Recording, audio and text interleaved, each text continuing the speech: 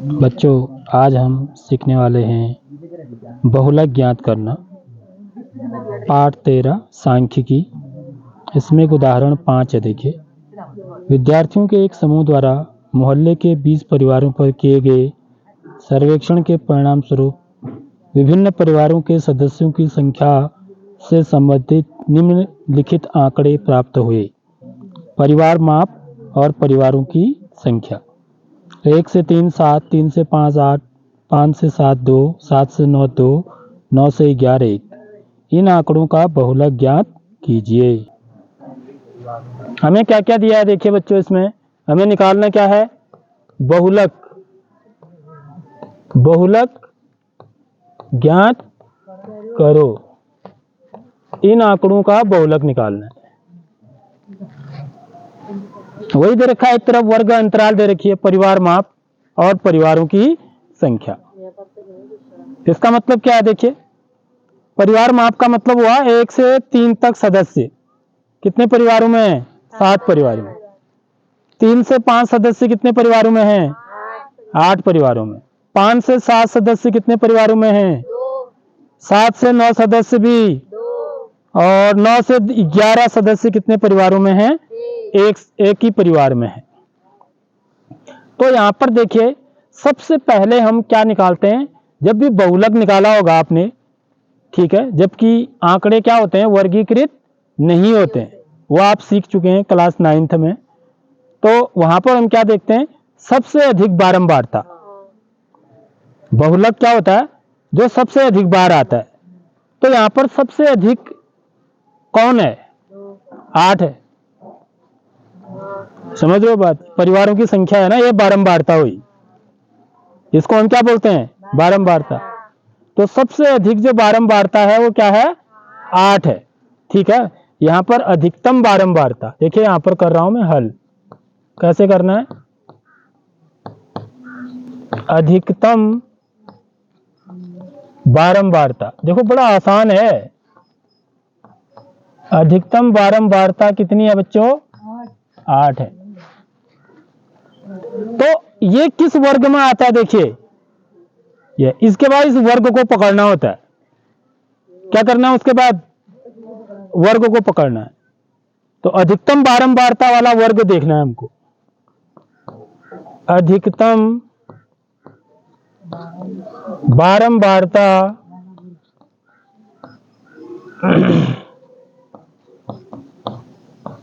वाला वर्ग क्या है बच्चों, 3 से 5। इसी को बहुलक वर्ग भी बोलते हैं। इसको क्या बोला जाता है, इसका नाम बहुलक वर्ग भी बोलते हैं इसको, इसको बहुलक वर्ग बोलते हैं। तो सबसे पहले हमको इस बहुलक वर्ग को पकड़ना होता है, उसके बाद फिर चीजें बड़ी आसान है यहाँ पे, समझ रहे हो। उसके बाद आपको कुछ चीजें निकालनी है इसमें। देखिए, हमें निकालना है एल एच F1 F0 और F2। देखो इतनी चीजें निकालनी है बच्चों, L H F1 F0 F2। यहां पर F क्या चीज है, देखो मैं आपको बताता हूं, ठीक है।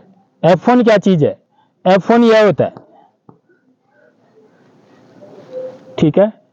बहुलक वर्ग की बारंबारता को F1 कहते हैं। ये बहुलक वर्ग है ना, इसकी बारंबारता 8 है, तो इसको F1 बोला जाता है। F0 किसको बोलते हैं, F0 बोलते हैं बहुलक वर्ग से ठीक पहले वर्ग की बारंबारता, इसको F0 बोलते हैं। दो को क्या बोलते हैं, इसको F2 बोलते हैं। आगे बात समझ में, यहां से शुरू कर लो। ये जो कभी भी जो बहुलक वर्ग की बारंबारता होगी F0 F1 होगी, तो इससे पहले क्या आएगा, F0। 0 1 2 देख लो, समझ में आ रही बात, ऐसे समझ सकते हैं 0 1 2। तो F0 F1 F2 तो हो गया ना, इनके तीनों के काम समाप्त हो गए, समझ में आ गए। अब देखिए L क्या होता है, देखिए L क्या चीज होती है, बहुलक वर्ग की निम्न सीमा, इसको क्या बोलते हैं बच्चों, बहुलक वर्ग की निम्न सीमा। निम्न सीमा कितनी है देखो, 3 है। तो L का मान कितना हो गया, 3 हो गया। H क्या हो गया, H होता है वर्ग अंतराल की माप। H क्या चीज होती है, वर्ग अंतराल की माप। ये कितनी है देखो, वर्ग अंतराल की माप पता करनी है तो हम क्या करेंगे, इसकी जो उच्च सीमा है उससे से निम्न सीमा को घटा देंगे। तो ये कितना हो जाएगा, बराबर 5 ऋण 3, 5 ऋण 3 बराबर 2। तो ये भी निकाल लिया। समझ में आ रही बात। F1 हमने निकाल दिया क्या, बहुलक वर्ग की क्या है बच्चों, बारंबारता है। बहुलक वर्ग की बारंबारता कितनी है, बराबर 8। F0 क्या है, बहुलक वर्ग से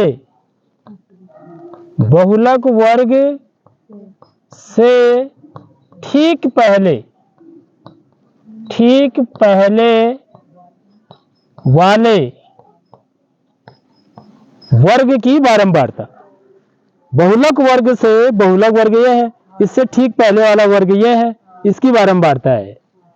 बहुलक वर्ग से ठीक पहले वाले वर्ग की बारंबारता।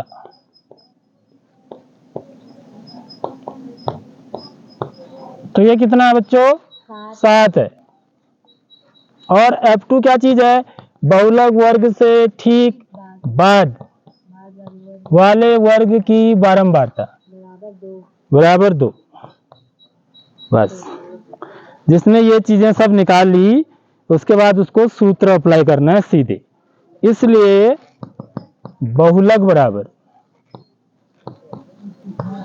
बहुलक निकालने का जो सूत्र है वो है L धन F1 ऋण F0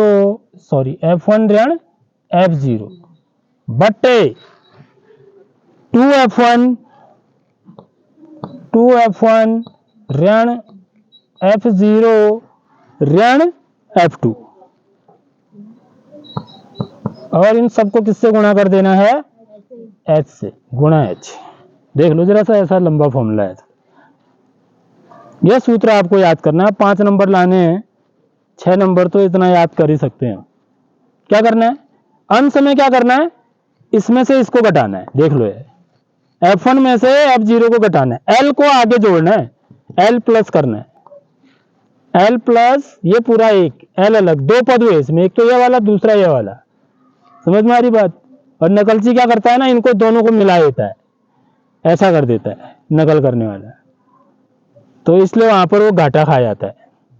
तो ये अलग अलग 2 पद हैं, ये L धन है अलग से और ये अलग पद है पूरा। F1 ऋण F0 बट्टे 2F1 ऋण F0 ऋण F2, यानी कि F0 और F2 को भी क्या कर देना है, घटा देना है 2F1 में से। ठीक है, बस आप 2-3 बार इसको लिखोगे पढ़ोगे तो याद हो जाएगा, ऐसा नहीं है कठिन याद होना। बस अब इसमें रख देना है ये वैल्यूज रख देनी है। L कितना आया है, 3 धन F1 कितना है, 8 ऋण F0 कितना है, 7 बट्टे 2 गुणा F1 8 ऋण F0 7 ऋण F2 2 गुणा ये क्या H है वर्ग की माप बराबर 2। तो इस वैल्यू को हम क्या कर लेंगे, यहाँ पर कैलकुलेट कर लेंगे। तो कितनी आ जाएगी वैल्यू देखिए, बराबर 3 धन 8 में से 7 घटाएंगे 1 बट्टे 2 अट्ठे 16 ऋण 9। ठीक है, गुणा 2, तो 2 कहाँ हो जाएगा, अंश में आ जाएगा, गुणा 2 ऊपर। आगे बात समझ में। इसके बाद देखिए यहाँ पर क्या हो जाएगा, 3 धन 2 बट्टे 16 में से 9 घटाएंगे कितना आएगा? 7 आएगा। ठीक है, मैंने आपको बताया कि यहाँ पर एलसीएम लेके मत करिए इसको। ठीक है, हम क्या करेंगे, 7 का भाग 2 में दे देंगे। दशमलव के 2-3 स्थानों तक आप उत्तर निकाल सकते हैं, समझ रहे हो बात? तो भाग नहीं जाएगा तो यहाँ पर क्या लग जाएगा, दशमलव, 20, 7 दूनी 14, 7 21, तो 3 बार ज्यादा हो जा रहा है, तो 2 बार, 7 दूनी 14, 10 में से 4 घटाएंगे 6, क्योंकि दशमलव लगा दिया तो इसके बाद मैं यहाँ पर 1 जीरो और बढ़ा सकता हूँ। तो ये कितना हो जाएगा, 7 8 56, फिर घटाएंगे तो क्या आ जाएगा, 4, क्योंकि दशमलव लगा चुके हैं, फिर 1 जीरो और उतार सकता हूँ मैं, 40, 7 पंचे 35, फिर 5 आएगा, 7 पंचे 35, यानी कि 3 अंकों तक यदि मैं निकालूं तो यहाँ पर क्या आ जाएगा मेरा, 5 की जगह पर 6 आ जाएगा, क्योंकि यहाँ 5 आ रहा है ना, 4 से बड़ा अंक आता है तो इधर क्या कर देते हैं, 1 जोड़ देते हैं। ये मैं कितनी बार बता चुका हूँ ये बात, समझ रहे हो? तो मैंने दशमलव के 3 अंकों तक इसका उत्तर निकाल दिया है। क्या लिखा मैंने, बराबर 3 धन 0.286, तो कितना आ जाएगा अब ये, इसमें इसको जोड़ेंगे तो कितना आएगा उत्तर, 3.286। तो ये इसका बहुलक हो जाएगा। ठीक है बच्चों, आगे बात समझ में? किसी को कोई दिक्कत है बताओ, कहीं पर कोई किसी को समझ में नहीं आया हो?